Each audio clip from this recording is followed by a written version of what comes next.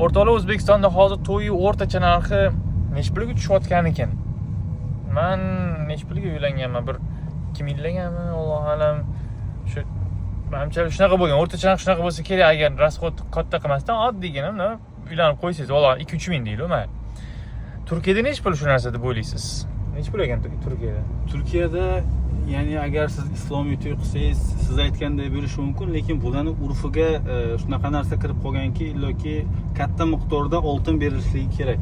Ya'ni turklarning o'zi bilan ham bu masalani gaplashganimda 1,5 million liraga oltin olib berishlik kerak qiz tomonga. Dollarda qancha bo'ladi bu? Dollarda bu taxminan 35 ming, 40 ming dollardan oshadi. La ilaha illalloh.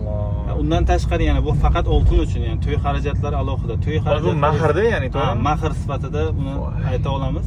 Undan tashqari to'y masraflari, xarajatlari taxminan 15 ming dollarlar atrofi deyishyapti. Men hozir Oltindan tashqari. o'zimni to'yimni 2-3 ming deganda mahrni qo'shib etdim hozir. Bilasizmi, subhanalloh.